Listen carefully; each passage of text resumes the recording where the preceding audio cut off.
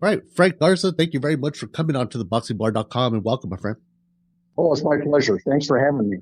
And Frank, you're originally from Ohio. Did you live there like most of your childhood or? Yeah, my parents were migrant workers, and they ran the circuit from Texas all the way up to Illinois, Ohio, in the Midwest area. And one day, actually, I think it was probably because of my birth, my mom and dad said they weren't going to do this anymore, and they just stopped in the town that they were in and had me as a baby, and that was the end of being a migrant worker, and we just stayed there in that town in Ohio. But we still worked the fields. My father took me out into the fields, and I remember I think I was about 15 years old at the time, and I said to my dad, why, we don't have to do this. Why are we doing this? And he said, because I want you to know if you screw up, this is what you're going to be doing for the rest of your life. Wow, what a hard lesson. And here being in Southern California and the generation before mine, most of my family were also workers of the field or whatnot. So, that hard labor was made them strong. And it is brutally hard. It is brutally hard, as you know. Absolutely. And it's a good thing I didn't have to go through that. My mom did, her parents did, but it's a good thing I didn't have to go through that. But I think it was their hard background that made us kind of strong ourselves here. When did you guys move over to Michigan? I moved up in 1975. I was a millwright. I was working for a company owned by Federal Mogul there in the town where I was living. And in 1975, we got hit with the oil embargo. I don't know if you remember that or not, but it was kind of reminds you of what's going on today. We had gas lines. You could only buy gas on certain days. You had to carpool. You couldn't use your lights during certain hours. Things were hard to get. And this company had been after me. They had recruited me when I was still in high school, and it was a pipeline company. And they only hired within the family. And my best friend, his father was a supervisor, and he wanted me to work for the company. So in 1975, when this happened, I was 450 on the list of 900 seniority list, and I was also a chief steward on my shift. This factory was going down from 3 shifts down to 1, and my supervisor told me, he said, I know this other company's been after you. You might want to give them a call because he said we're going to have a layoff, and it's going to be a long layoff. And I think it was about 2 years for these guys. So I called them up, and they said, yeah, we have a job for you, but it's up in Michigan, so you have to move up to Michigan. So 1975, I came up here. Wow, that was the year I was born in, so I don't remember all that. But, I'm sure it was some hard times there for you. And how do you remember boxing, like, as a kid, or what are some of your first memories of boxing at all? I remember talking boxing with my mom. My father was not a boxing fan at all. He did not approve of boxing whatsoever. And there's a town not too far away from where I lived at that time in Ohio that had a boxing gym. It was run by a guy named Rufus Brazil, who was a sparring partner for Muhammad Ali. And I went to that gym to start working out. And when my father found out, he was putting some of my clothes together and saying, if you want to do this, get the heck out of my house. He says, I didn't raise you to be, in this field of work. I raised you to get an education and to learn how to take care of yourself. So he says, if this is what you want, he says, go to Mexico. He says, because you won't be here in my house. So my mother, on the other hand, she was a big boxing fan. So I would talk boxing with my mom.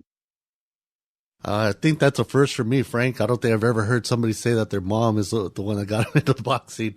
Usually it's the other way around there. And so how did that go? I mean, to, have someone like your father not approve of something that you wanted to do or. I just hid it from him. I did what I wanted to do, and I just wouldn't let him know that I was doing it. I thought I was hiding it. And then when I moved up to Michigan, well, where I lived, there was 21 boxing gyms in the area where I lived at. So I joined the Southgate Boxing Club, and my trainer was a guy by the name of Nick Torres, and he helped me a lot getting started in officiating. In fact, it was his idea. He would say, this isn't for you. There's so many other things to do in boxing. He said, why don't you become a trainer? So he had me helping out, working the corners and things like that. And then one day I said, I think I'd like to officiate. So he said, well, I'll get you started into that. So he helped me get started in that. But getting back to my father, so I got started at, officiating and doing very well back in the 80s. And in 1988, I went to see my father. He had called me and said that it was adamant that I come down and visit him ASAP. And I said, I've got all these things I have to get done. And he said, no, Miko, he says, you need to come right now. And I remember I had to change the struts on my car. And I don't know if you've ever done a task like that, but it was like God was watching over me, and the one strut popped off, the other, and the new one went in, the other one popped off, and the new one went in. And I was done like in about 20 minutes. And I had a couple other things, and they went like that. So I said, well, I'll go down and see my dad. And drove down there, and we had a nice long visit. And all day I'm thinking, wonder what it is he wants to tell me. I can't understand this. So about 5 o'clock, I had a 2.5 hour drive back home. About 5 o'clock in the evening, I said, Dad, I got to get going. I said, what is it that you wanted to talk to me about? And he said, Miko, I just wanted to tell you that I love you and that I've always been proud of you. And I started laughing, like, proud of me. I said, what are you talking about? He says, well, everything you've done in boxing and your job and all that, he says, you've done really good. He says, I'm very proud of you. And I said, Dad, what the heck do you know? In fact, I got a little angry, Albert. I said, Dad, what do you know about this? I said, you were never there. And he looked at me and he said, Miko, you may not have seen me, but I was always there. And I've always been proud of you. And I said, wow. I said, okay, Dad, I love you. I got to get going. And I drove home, and I remember something's wrong. It just didn't seem right. Next day, he had a massive heart attack and died. Wow. So those were the last words he ever said to me. And those are great last words, or at least to have that closure with you. Albert, I've always said this to a lot of people, that I always felt that I was one of the richest people in the world because I never went to bed at night without my mom and dad telling me that they loved me. Wow, that's a good thing, and I think everybody should be doing that. I know I did. I didn't do it as a kid, and I do it all the time. I used to never say I love you to my mom, and now I do it all the time. And I'm glad that changed. And so, like, I know it's different. Obviously, from the 70s or 80s to how it is today to start or to become a referee. What was it like during your time? What were the steps that you had to take to get there?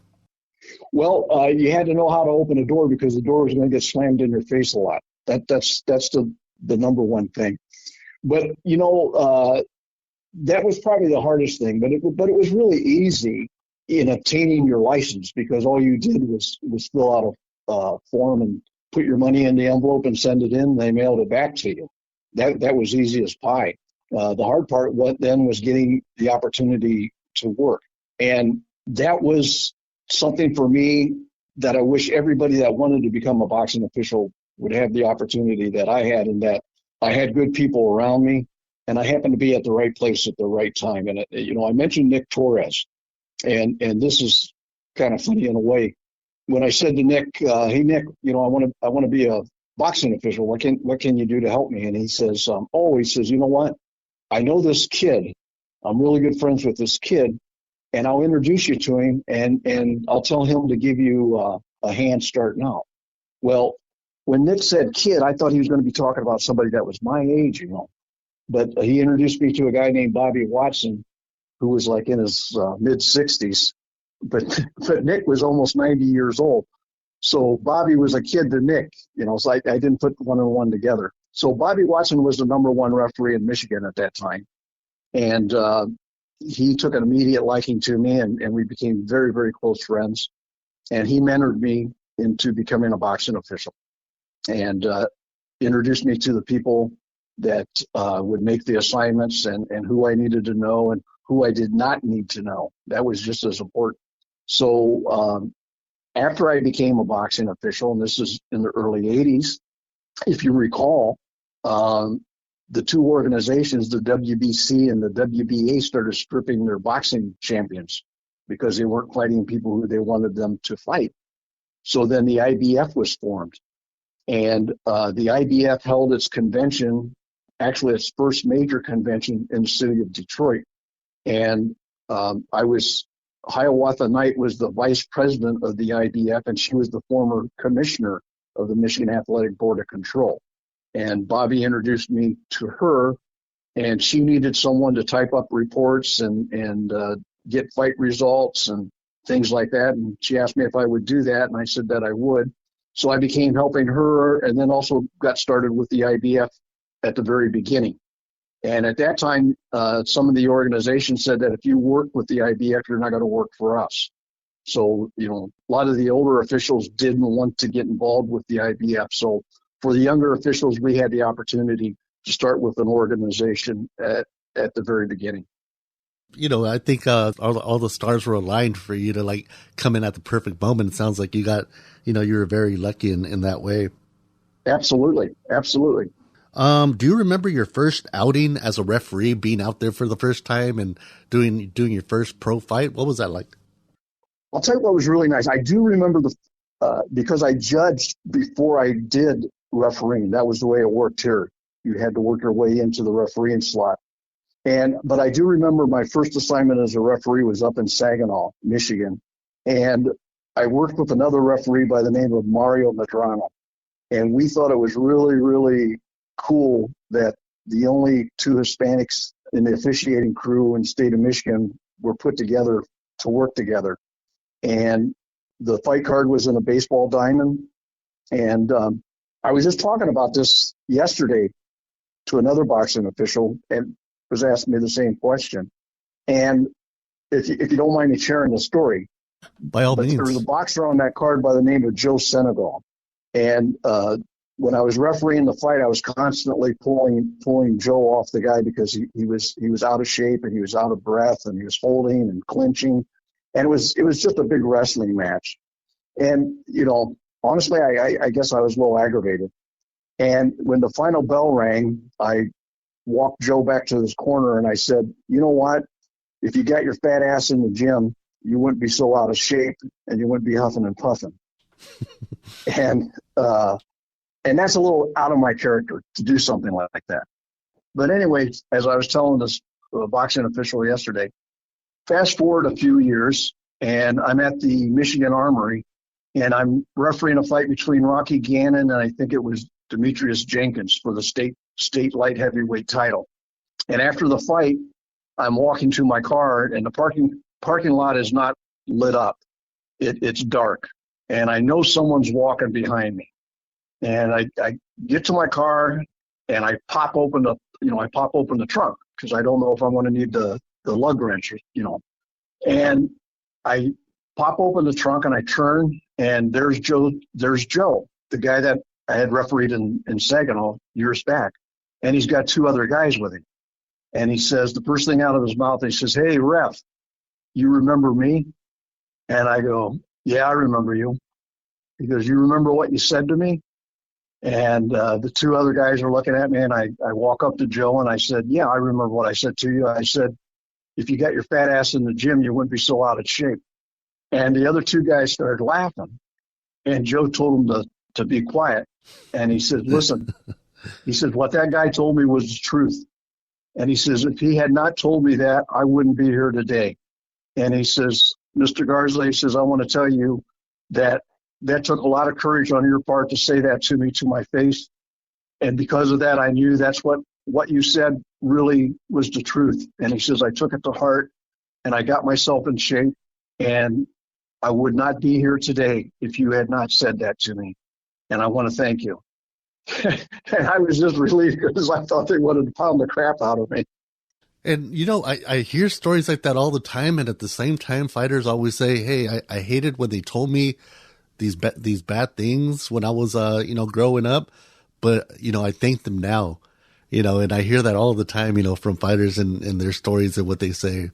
And, sometimes you need to learn, the things the hard way, even the harsh reality. It might hurt you at the moment, but it helps you at the end, that's a good thing. Yeah, sad, if I can finish this, because yes, this really means a lot to me.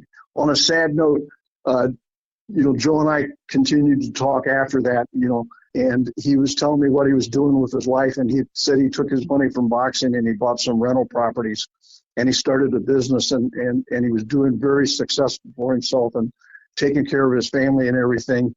And he got a call that there was a fight happening at one of his properties, and it was a domestic squabble between the husband and the wife. And he went down there and broke the fight up, and in fact took the husband and threw him out of the house. And when he turned around, the wife shot him and killed him.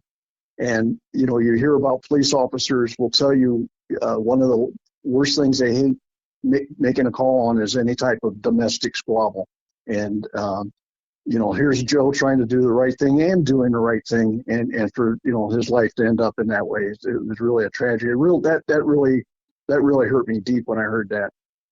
For the state athletic commission or whatever to start putting you in like world championship fights, how long does it take for that right away? Really? Right away. And my wife kids me about it all the time, because she says, in the very beginning, when I started, the only thing I wanted to do was to do a fight at Cobo Arena. That was like if you lived in New York City, working a fight at Madison Square Garden, or if you were from Vegas to work a fight at the Caesar's Palace, or in California to work the Forum or the Olympia, in LA. Cobo Arena was the big spot for us. And I think it was my second or third assignment.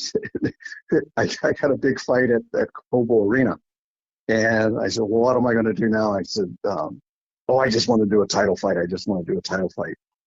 Then they sent me to do a title fight in Indianapolis. Prince Charles Williams. Do you remember him? Yeah, I remember his fight with James Toney. Yeah. He fought a guy, I want to say Mike Cedillo, I think, from California. I know I'm going to say a lot of these names, but they're probably grandfathers now, Yeah. But everything happened really fast for him, to be honest with you. And it was because being at the right place at the right time, with the new, with the world organizations splintering.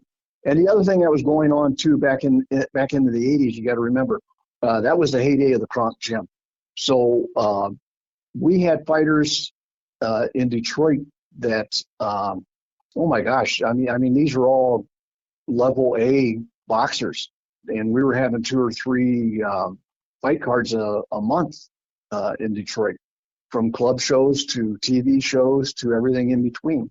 So everything happened really fast, but we also had the quality of the boxing matches, and I think that really helped a lot in my career of who I was officiating. And just Michigan all around, everybody thinks of Detroit as being like, the main point. And yeah, they had probably the biggest fighters, in history. But, all over pretty much Michigan, there's a lot of great champions that have come out of all over the state. Albert, you just said something that I always bring up too. And that's very astute. That very good observation. We had Floyd Mayweather and Roger Mayweather, Buster Mathis Sr., Buster Mathis Jr., Troy Rowland. His name's right on the tip of my tongue. Anyway, they came from the Grand Rapids area.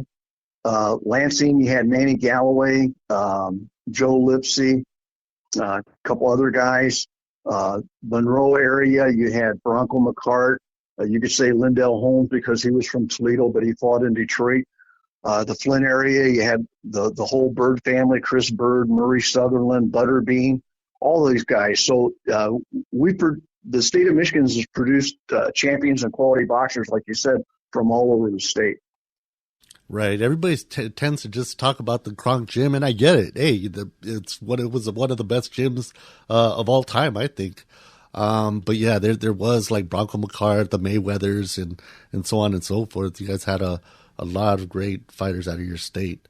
Mm-hmm. And it also had a lot of notoriety because of that. Did that kind of help you out, having big name fighters from your state?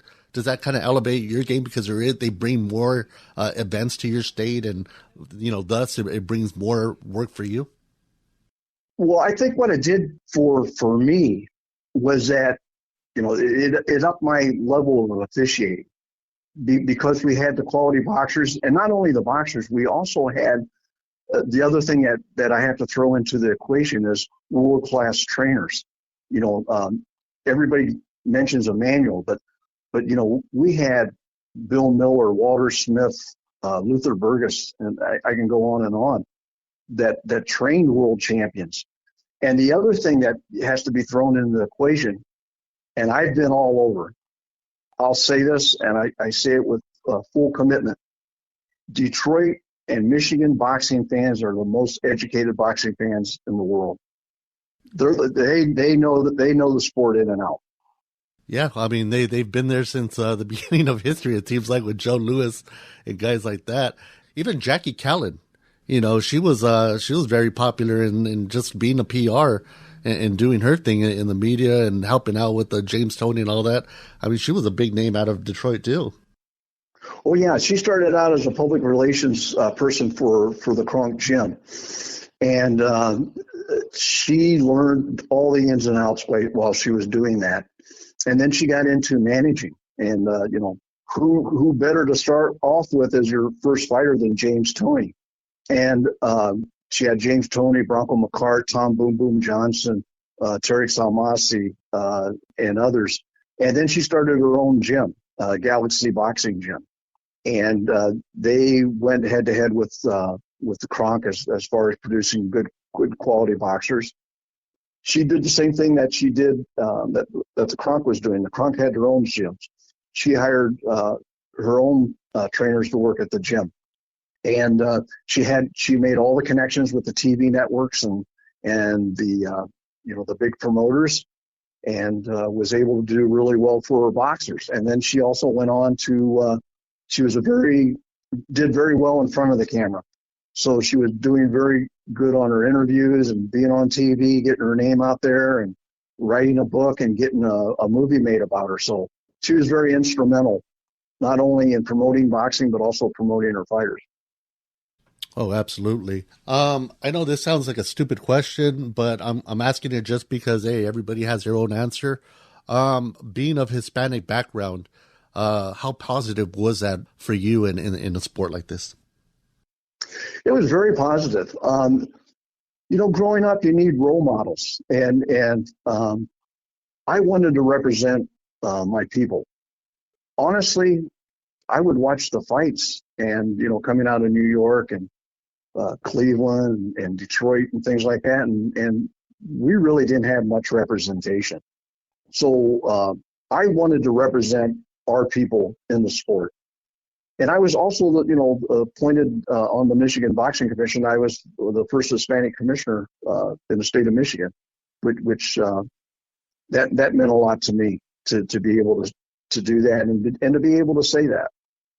Your first big match that you remember that you knew all eyes were going to be on you, what would you say was your first big match where was going to be seen worldwide or whatnot that you remember? I'm not going to be corny about this, Albert, but every fight that I go into is the biggest fight of my career.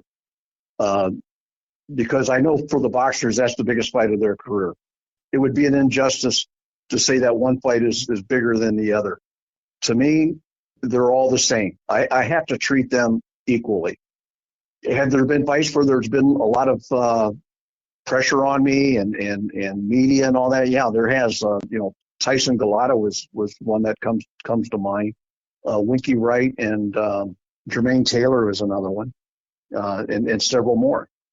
But probably the Tyson Golota fight was probably that was really a lot of eyes were on me, and a lot happened during that fight.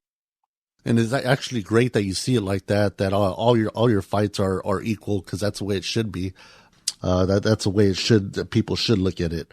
But yes, I meant like as far as buzz and stuff like that. The Tyson Golota fight was. I wouldn't say it was a dirty fight, but it had a very weird ending to it. What do you remember about that fight with Mike Tyson and Andrew Golota? Oh, there's all kinds of things I remember about that. There was so much hype on that because it was the two bad boys of boxing. Mike was coming back from biting Evander Holyfield's ear, and Andrew Golota was coming back from the big riot that was at Madison Square Garden with, I think, was a Riddick Bowe. Yeah, Riddick Bowe twice got disqualified for low blows. Yeah, they gave him the nickname the Foul Pole, and And I believe This fight was, he had actually also bit somebody. I think also like in his beginning fights, he bit a fighter as well. oh, I believe it. I believe it. So also at this time, I could probably speak an hour about this, but at that time, there was a movement to ban boxing. A lot of people don't remember this, but there was a big movement going on to ban boxing. And I felt that the pressure that there was a lot of people, and I'll even go as far as saying the networks, wanted something to go wrong in that fight. It was almost as though I was walking into a setup, and they wanted something to go wrong in that fight. And I had made up my mind that I wasn't going to allow anything to go wrong, for the integrity of the sport.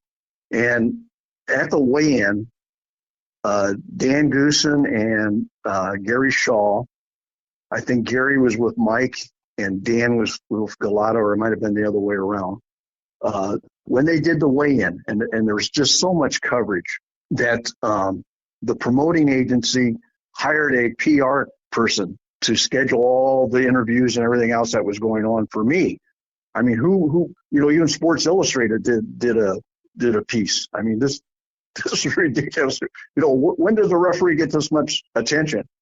And they made a big thing about my size and the size of the heavyweights and things like that. But getting to the weigh-in, they wanted me to be on the scales with the weigh-in. They wanted me to conduct the weigh-in with the commission, which, that doesn't happen. So I got up there, and this was all planned out before, to be up there, and I'm doing this. And then they do the face-off for the photographers. And they're done, and they say, okay, you can step back. And they don't step back. And they keep staring at each other. And then they start flinching their shoulders, and Mike starts clenching his fist. And I'm standing between them. And I just knew that something was going to happen. I just knew that something was going to happen. So I had a program in my hand, and I turned to Mike, and I says, hey, Mike, will you sign this for me? And I handed him the program and gave him my pen. And Mike snapped out of this thing that he was doing, and he goes, oh, yeah, sure. And he starts signing his name. Well, Golota turns to me and kind of gives me a tap, and he says, what do you ask him for an autograph and you don't ask me? And I said to Andrew, I'm going to ask you for the autograph. I'm just going in alphabetic order. And he goes, oh, okay. And Mike gives me the program back, and I give it to Andrew, and he autographs it for me. Well, as he's autographing it, Mike turns around and he walks off. Andrew signs it, and then he turns around and walks off. So it was kind of like they wanted someone to throw a punch, and have this scene happen. And there's a reporter, famous reporter from New York. His name's eluding me right now, and I don't know if he's still around or not. But he yells out, did I just see what I thought I saw? You asked them for their autograph? You need to be removed as the referee. You should never referee another fight in your life. And he starts creating a scene. And I said, the heck with you. And I turn around and I walk off and I go home. About an hour later, I get a phone call from Mark Ratner in Nevada. And Mark Ratner says, hey, he says, I got told this story that you asked both fighters for an autograph at the weigh-in. I said, yeah. He says, well, you know what? He says, I'm going to make some phone calls. I think you should be removed from the fight. You would never referee a fight in Nevada. I'll tell you that right now. And he's going on and on. And I said, you want to know something, Mark? He goes, what? I said, no fighter will ever hit another fighter during a weigh-in in the state of Michigan as long as we run it. Not like Nevada. I said, we won't allow Mike Tyson to throw a punch and hit Jose Suleiman standing behind a curtain and almost knock the guy out and send him to the hospital. We don't allow that kind of stuff in Michigan. And Mark goes, oh, and then he hung up. And that's one of the strange things that happened. So, well, what they did understand is that you actually de-escalated a situation, so you played referee the day before too. Exactly. That's the way I was looking at it. But like I said, I really felt that there were people that wanted something to go wrong. I really do. I remember having Jack Reese on, referee Jack Reese from California. Mm-hmm. And he's a retired firefighting captain for LA City after 30 years or over 30 years. And I remember asking him, I told him, hey, Jack, I go, you know what? Being a referee is pretty much like being a firefighter, right? I mean, you guys have people's hands on your lives. You have split second decisions to make, for these people's lives. And he pretty much said, that's exactly correct. That's exactly right. Which is my exact, I guess, question for you, having this, pressure for you guys. A lot of people see you guys as all right, that's a person that's responsible if something goes wrong. That the referee is the one responsible if something goes wrong, and you guys kind of become a target in people's eyes. But you guys have this responsibility that nobody else would want. How do you feel about that and all that pressure that being a referee has? Well, I want to get back to what Jack said, and Jack is 100% correct. And like my regular line of work, Jack was a fireman. I was a pipeline operator. I was responsible for over 3 million barrels of the transportation of oil a month, and worked alone. And we have very strict rules that we have to work by, and it's a very volatile work environment. There's no margin for error. You do something wrong and boom, you're not on the planet Earth anymore. And in that, one of my duties, as well as the other people that I work with, we were first responders. And we had to learn how to handle things in a situation when something went wrong. We're the first persons on the scene, so we're actually the incident commander. So we're right up there with being a fire marshal, chief of police, a mayor. We're the ones that make the calls. We're the ones that initially make the decision until a team is put together to relieve us of our duties. And sometimes we're kept on to do, what needs to be done. And that's a lot of pressure. Like Jack said, we're making decisions, and we're trained to make those decisions. And, in boxing, we really don't have, I know they're implementing it now, but, we really didn't have the instant replay. We have to rely on our own skill levels to make the decisions. And for the majority of our decisions, they have to be instantaneous when we make them. And having, the person's life and his livelihood in our hands, that's a lot to carry. When do you stop a fight? When do you let a fight go on? When does a guy have enough? These are things that weigh very, very heavy on your mind every time you enter the ring. So it is a lot of pressure, but you know what? I think it is a power trip. I can't deny that.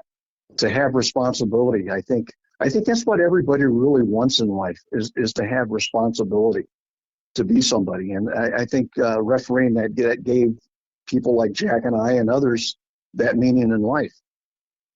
I remember asking a referee, Tony Weeks, to kind of describe what refereeing was for him, and he said it was he felt like it was a thankless job.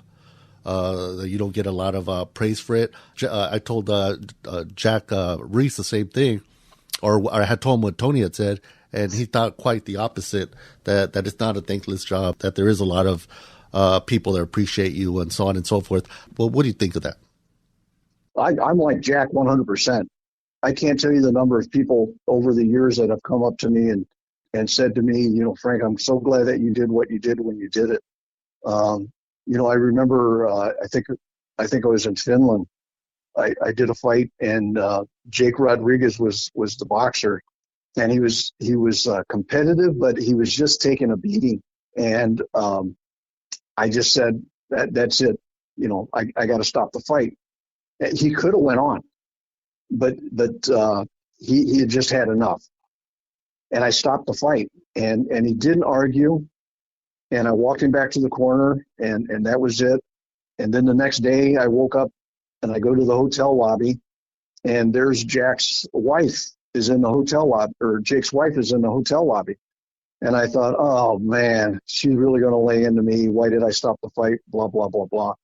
And she came up to me and she said, Mr. Garza, I want to thank you for stopping the fight when you did, because My husband had told me before he went into the ring that this was going to be his last fight and he was not going to quit, that they would have to carry him out. And if he died in the ring, he didn't care. And I'm so glad that you did what you did when you did it, and we can go home and we can have a life together. And that, I'm telling you, that really moved me. You know, sometimes, you know, you wish the corner would do things and not leave it in your hands, but that's a responsibility that you have. You have to put the boxers not only at that moment, but you have to think of what he's going to be like 10, 15, 20 years down the road. So I'm like Jack. I've had people come up and thank me, and Jack's done a great job stopping fights too. You know, obviously there is those fights that stay in people's minds of, you know, how and why it was stopped and all that. And one of the first fights that comes to mind is like that one with Maldry Taylor and Julio Cesar Chavez with 2 seconds left and the fight was stopped. Do you remember that fight, or did you watch that fight? Oh, do I remember that fight? You know, since you do, can you please let us know what you thought of the stoppage, and, you know, what was it a good stoppage? Well, first, let me say that I was down in the basement of my friend George Garza con un grupo de Mexicanos, and we were all watching the fight. And you know, if we had a happy night, we were leaving the fight, and we were going to go down to Southwest Detroit, which is known as Mexican Town, and we were going to have some tacos and beer after the fights. And we're all sitting in front of so we're all sitting in front of the TV set, you know, with these long faces. Then all of a sudden, boom! I mean, you know, next thing you know, we're 15 of the happiest guys you ever saw on the planet Earth. But did Richard still do the right thing? Absolutely, absolutely. I know Richard just like I know myself. You may have an internal clock in your head, but you're not. Oh, the bell's going to ring. The bell's going to ring. No, that's the first thing from your mind. There's a voice in your head that says, that's it, it's done, it's over, and you don't care what the clock is. And I know that's what happened. I know that's what was going on with Richard. And I think Richard made the right call. Absolutely. I agree. I had him on and we talked about it, and I agree with the stoppage, not because I'm a Julio fan or anything like that, or because I'm Hispanic. But I thought it was the right call. You asked the question, he asked the question twice. Could you continue? Could you continue? And he turned around and looked at Lou Duva at the corner instead of answering that crucial question at that crucial time. Because of fights like that, have you ever had something like that, like where a fighter was maybe upset or still is upset with you because of they had that fight lingering in their mind for forever, a fight that you officiated? Oh yeah, I'd be lying to you if I said that there hasn't been fighters that complained. But you have to let that roll off of you. I would rather second guess myself or be second guessed that I stopped a fight too early than to be second guessed that I stopped a fight too late. That's the only way that I can put it.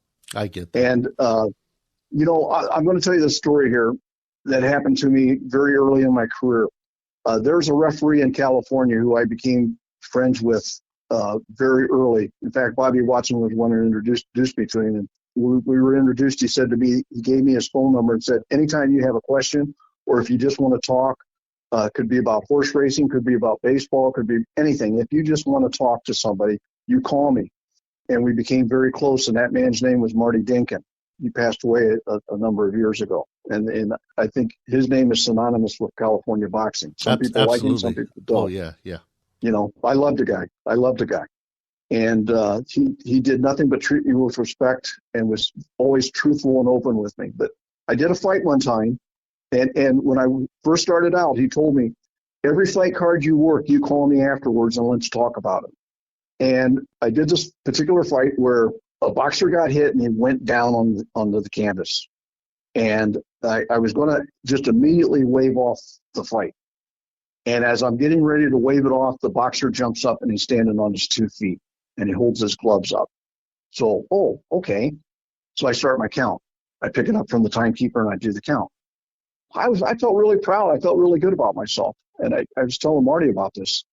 And I said, gee, I could have stopped the fight and that would have been the wrong thing. And the first thing Marty said to me, and I'm feeling so proud of myself, he says, Frank, you're an idiot.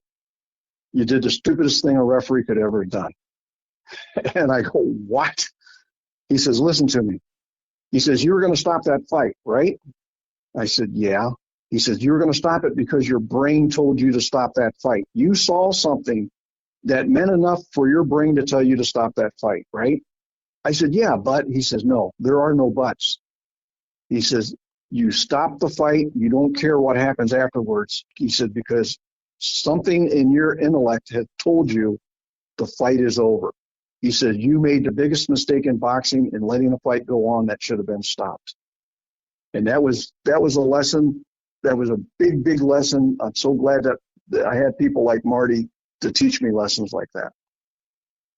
Thinking of that fight right now, the Chavez and Taylor fight, I remember at the corners or on the corners, there was these little lights that used to come on for the 10-second warning for, I don't know, maybe the referees to see and be aware of. Do you think that was a good idea, or do you think that was a bad idea? It depends on where you're from. Because to be honest with you, I hated them. I would rather have the bang dang on the ring apron. And you're bringing up a very important part, Albert. Just like in the olden days, when we had baseball diamonds, we had Fenway Park with the green wall. You had Tiger Stadium with the flagpole in the middle of center field. Every ballpark you went to was different, and you had to play the game different. Well, same thing in boxing. You had different rules from the east to the Midwest to California to the north to the south. And here in the Midwest, we did not use the light in the corner. I know when I went down to Mexico and would officiate down there, they used them down there, so I had to get used to them. In the very beginning, sometimes the referee would score a fight. So you had to learn how to score a fight and referee at the same time. So it depends on where you were and how you grew up. You learned how to work within the parameters of what you had. But personally, I didn't like the light because I think I was focusing too much on the boxers. Whereas when you do the warning on the ring apron, you hear that. So you're using a sense of hearing rather than sight because you're focusing on the boxers. I don't know if that makes any sense to you or not. When I asked Richard the same question, he said, because they did have him at that time for that fight. He goes, my job is to be looking at the fighters and make sure that they're okay. He goes, those lights, if I pay attention to those lights and I see that light on and somebody's getting banged up, there's going to be referees that'll stop and say, hey, all right, I'm going to keep letting it go because there's only 10 seconds left. It might cause a fatality, Yeah. So you have to concentrate on the fighters, not the lights. That was his answer, which I thought. And let me ask you, you think the boxers paid attention to the light? I don't. I don't either. So I agree with that. I didn't care for those lights either. You brought up a little bit ago a video replay, instant replay. Do you think that's a step in the right direction if every state did that? As long as it didn't take away from the flow of the action. Is there instances you could think off the top of your head where you're like, man, if I would have had a video instant replay for that fight, it would have made a difference? Can you think of a time that you really needed one? Yeah, I can think of one right off the top of my head because it's brought up to me maybe at least once a month, if not more than that. We had a young boxer here, and he's just a great guy, and he's getting into doing blogs for boxing, and he and I speak a lot together. And his name's Scotty Buck, and he was fighting at the Palace of Auburn Hills, and he got knocked out, and it looked like a clean punch, and the referee had stepped in and stopped the fight. He got a big gash underneath on his cheekbone. But when they showed the instant replay on the big screen up above, it was plain as day that he took an elbow. The guy threw a hook, missed, and hit him with the elbow. So it really should have been a no contest, or at least went to the scorecards or something else rather than the referee stopping the fight. That's an instance where, the instant replay would have been helpful because he took a loss, whereas he could have took either a technical draw or no contest. But in the middle of a fight, stopping the action can be crucial in how a fight continues after you let it go on. So I'm not completely sold on the instant replay. I think it still needs some more work. I know they're doing it, I think, in every bout in Nevada. They do have some guidelines, and they also have to have another official there to do the monitor. I know when I talk to a lot of the old time fighters, from the 80s or before, a lot of them bring up 15-round fights. Do you think it was a big plus for that to be dropped to 12 rounds for championship fights like it is today? I think that the boxers that trained for 15 rounds and knew they were going to go 15 rounds and prepared themselves for 15 rounds, they did okay. I was a fan of the 15 round, but I'm still a fan of the 12 round. I think with the 12 rounds, when we went to 12 rounds, because of the time limit, it provided more opportunity at that time for bouts to be televised, and that helped the boxers in the revenue. It helped the sport generate interest.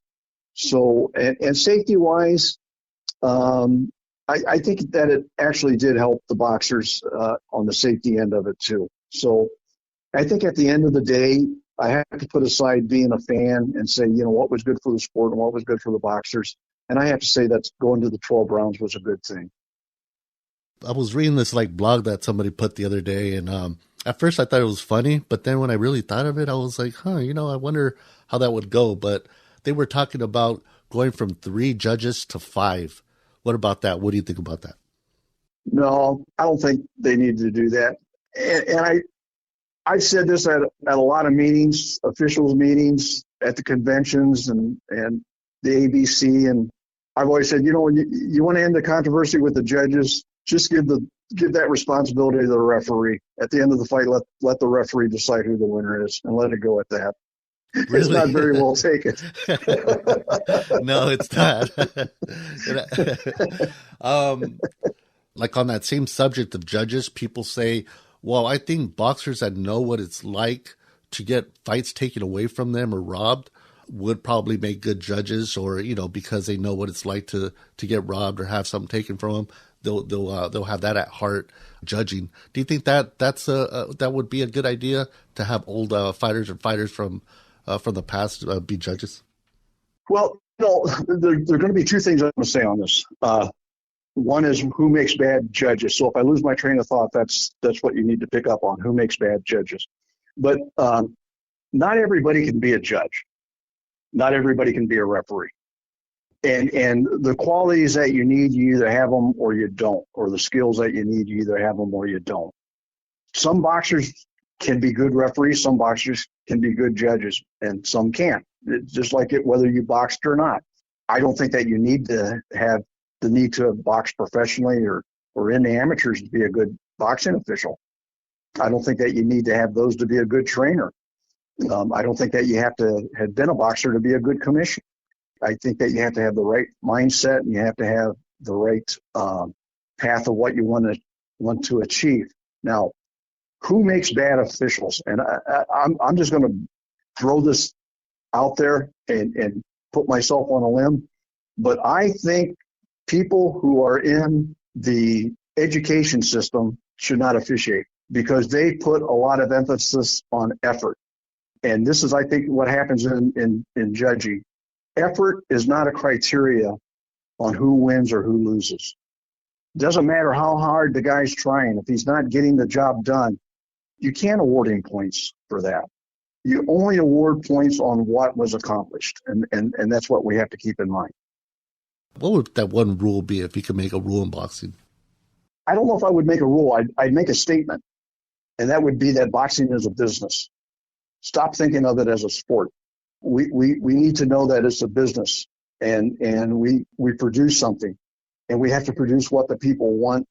And we have to look out for the people that work in the industry, that being the boxers, and we have to give them guidelines so that they can have a career and not only in boxing, but also have a life after boxing. Those are the first 2 things that come to my mind. I think too many people think of boxing and they don't understand that it's a business. You know, they say, okay, I'm going to make all these rules for the boxers, but they don't think about the promoters, and they make the ability to produce a product so costly that no promoter can put on a good bout or even put on a bout. We have to bring everybody together at the table, and we have to find out what everybody's needs are and come up with a plan. How do we accommodate everybody to the best of what we have? From the 80s to today, do you think boxing has changed much or has declined or got better? Or what do you think of the state of boxing today? I think it's changed a lot. On the safety end, we went from the 3 ropes to the 4 ropes after the Dooku Kim Ray Mancini incident. So that made the rings a lot safer. We went to different padding. We went to different size gloves. The one thing that they're still debating about is when you do the weigh-in. That's a big issue. I don't think that they've got that right. I don't have the answer for it. I'm sure that if I sat down and really put my mind to it with other people, that we could come up with a good answer. But that's something that really needs to be looked at is when do we do the weigh-in? Weight differences. Safety-wise, a lot of people don't like all the weight divisions. It does make a big difference in when you have more than 3 or 4 pounds difference between two boxers. Something has to be done with the weight that dehydrating yourself and then putting your weight on prior to the fight, where a guy may weigh in at 135, but he comes in at 147. Those are things that really need to be looked at and fine-tuned on the safety end. Making money. I've said this. It was on USA Network when they would pull people out and we'd have a thing to say on our mind, and that was the World Organization. Back in the 80s, it was called the World Organizations were called the Alphabet Soup. We had the WBA, WBC, IBF, WBO, and then a lot of other small organizations. And everybody says, well, we need to go back to, 9 champions or 12 champions in one world organization. Well, yeah, that's fine. But what about all the boxers that don't get the opportunity to fight for a world title? How many boxers does that cut out being able to fight for the big fight on TV? When we went with the different organizations, we created a lot of different champions, and we gave a lot of boxers the opportunity to become world champions and earn big money. And we also created the thing, we had the NFC, and then the AFC came along. And what came out of that was the Super Bowl. So when you have these unification titles, it's like the Super Bowl boxing. It's a big fight. So I think that was an improvement, that boxing, one of the improvements from the 80s to now. I think one of the things that hurt was the ability to have fights on what we call free TV. It went to first the cable subscriptions and then the pay-per-view. I'd like to see a lot less fights on pay-per-view and more on a where the general public could have access to them. I think everybody would agree with you there. For the same day weigh-ins, I'm sorry, are you for or against the same day weigh-ins as opposed to the day before? All I remember is that when we had the same day weigh-ins, there really wasn't that much where a guy didn't come in on weight. I think what happened was there was more that they were more fatigued during the fight because, they may have to sweat off a pound or two, to make weight. So I don't have an answer for that, Albert. I would have to sit down with a lot of experts. Everybody has their opinion. I'd like to see the same day weigh-in. The other day when we were talking about setting a date for the interview, we were talking about Amy Hayes, her being the first woman ring announcer there. Tell us that story about Amy Hayes and how you helped her out and coming on the scene. Well, Amy was from the same town.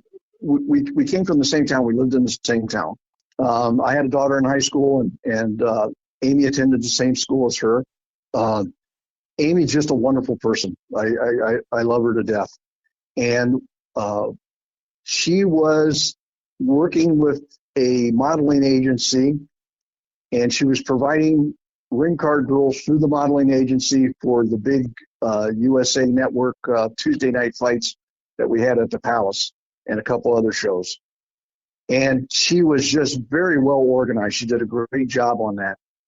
And one day she said to me, she said, Frank, I'd like to do something more in boxing. I said, okay, what would you have? And she said, I'd like to ring announce. But she says, I looked into it and nobody will give me an opportunity. I says, all right. I says, I'll help you out. But I want you to come over to the house and my wife and I will sit down with you I said, one of the most important things about ring announcing, Amy, is you're the ring announcer. You're the liaison between what happens in the ring and the crowd. And it's one of the most important things is how to read the decision. You can't say, we've got a split decision. Boxer A won it. Judge A gave it to Boxer A. Judge B gave it to Boxer A. No. You have to learn how to split it. Who do you read first and all this stuff. So she came over to the house and we went through everything that you needed to do for ring announcing. And my wife gave her advice on stuff to wear and how to walk into the ring and stuff like that. And Amy's a natural. I mean, she knew all this stuff. So I said to her, I said, Amy, you're ready. I said, let's get you started. And she said, yeah, but how do I, they won't give me a chance. And I said, at that time I was a commissioner. I said, well, it's a good thing you know me because I can twist some arms. So Layla Ali was coming into town to fight on a fight card. And I went to the promoter and I said, listen, it's great that you have Layla Ali, women boxing on your card. I said, you know what would really be great? And he says, what's that? I said, if you had a lady announcer. I said, wouldn't that be great? Oh my gosh, that'd be so wonderful. And he says, yeah, it would if I only knew somebody. Oh, hey, you know what? I know this person. Let's give her a shot. So that's how Amy got her start. And then she became a regular. And I was friends with a guy that was running a boxing organization by the name of Dean Chance. I don't know if you ever heard of him or not. And I told Amy, I said, I want to introduce you to Dean, see if he can use you on his shows. I introduced her to Dean. They became they became friends, and Dean started using Amy on his shows. And Dean said to Amy, I think there's a lot more that you can do. And he introduced her to Dan Goosen. And Dan Goosen liked the job that Amy was doing, and he was doing a regular show, I think, on Fox Sports, and got Amy on that program. And she just soared from that moment on and was inducted into the National Boxing Hall of Fame, I think in 2019, somewhere around there. And Amy and I are still really good friends with family, and we keep in contact, and just a wonderful person. And that's about it. And speaking of the National Boxing Hall of Fame, you were inducted last year. I saw you there at the ceremony last year, and Amy was there too. What is that like? Like we brought up earlier, how somebody said that boxing was a thankless job, or refereeing was. That kind of says the opposite there when, you're kind of by your peers given, this achievement award. What is that like to receive something like that and be recognized by your peers and whatnot? The last sentence you said there, Albert, is what puts it over the top. You're elected by your peers. Somebody can throw shade on me and say, well, it's not the International Boxing Hall of Fame. It's the National Boxing Hall of Fame. But you know what? The IBHOF you're put in there by boxing writers, but the National Boxing Hall of Fame, you're put in by the people, your people. And that means the world to me, that it's your peers that put you in. That was one of the biggest moments of all time in my boxing career. And last month, I did a boxing card, local boxing show here, and I was refereeing, but it wasn't my bout to referee, and I was sitting at ringside, and the other referee came up to me and says, get in the ring. They want you in the ring. I said, no. I said, what I thought was that they didn't want him to referee that bout. And I said, no. I said, you're the referee. Don't let someone tell you you're not refereeing. And he said, no, Frank, they want you in the ring. And Tommy Hearns was in the ring. Jackie Callan was in the ring. Carlos Salinas was in the ring. Phil Owado was in the ring. And I thought, what's going on here? Because I wasn't paying attention. And I got into the ring, and they gave me a Lifetime Achievement Award from the state of Michigan, or in the state of Michigan for the Detroit. And it was from all the boxing fans and other people in Michigan boxing. And it was a total surprise to me. And that compares right up there with the National Boxing Hall of Fame. Anyway, no, it is not a thankless job. It's a very thankful job. At least it has been for me.